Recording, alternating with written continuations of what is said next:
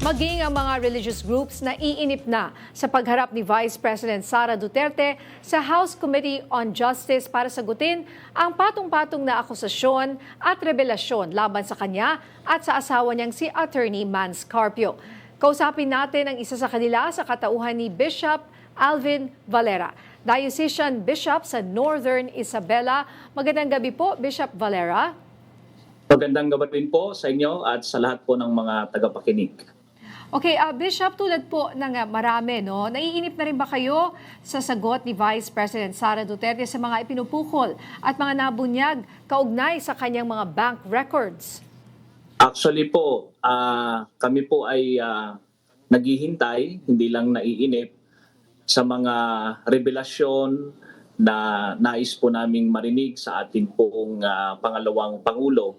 At kami po ay umaasa na lahat po sana ng kanya pong manifestasyon sa hearing sa mababang kongreso ay magbibigay po ng kaliwanagan sa amin pong isipan, lalo po kami po na narito sa simbahan, mga taong naghihintay na magbigay po ng mabuting anyo ng paglilingkod sa lahat, lalo na po sa amin dito sa simbahan.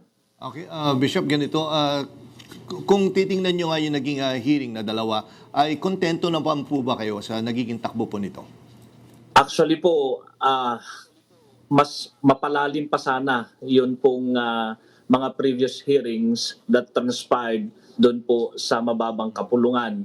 At yun pong kanyang presence ang siya pong magbibigay talaga ng lehitimong kaliwanagan sa ating pong lahat at sa ating pong bansa.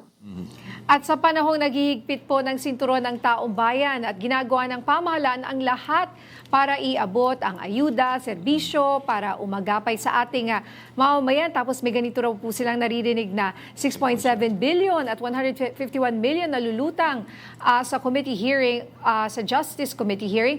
Anong reaction niyo po dito? Sa amin po, sa part po ng simbahan, hindi po siya nakakatulong, lalo na po sa amin dito sa Kanayunan, sa probinsya. Sa probinsya po, ang source po ng income at livelihood po namin dito sa probinsya ay pagsasaka.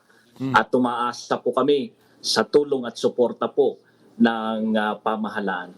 At sa ganito pong nalalaman po namin na kanila pong pagmamanage, kanila pong pagbibigay po ng handling ng finances po ng ating po, hindi po talaga makakatulong po sa atin pong lahat, lalo po sa aming pong probinsya na umaasa po sa pagsasaka. Okay, Bishop, siguro ano na lang panawagan niyo po sa ating mamamayan, pati na rin siguro sa mga sa mga opisyal natin sa gobyerno na nagko-conduct po ng hearing na ito. Sana po ay may siwalat po ng maayos at malumanay ang lahat po ng mga katanungan sa ating pong pangalawang Pangulo. At sana po ay magkaroon din po ng patas na pagdinig at magkaroon po at magbigay po ito ng pagkakaisa at mapagyabong po natin lahat ang ating pong paglilingkod sa ating pong kapwa at sa taong bayan. Alright, naku, maraming salamat po sa inyo, Bishop Alvin Valera. Maraming salamat din po sa inyo at sa lahat. Salamat po.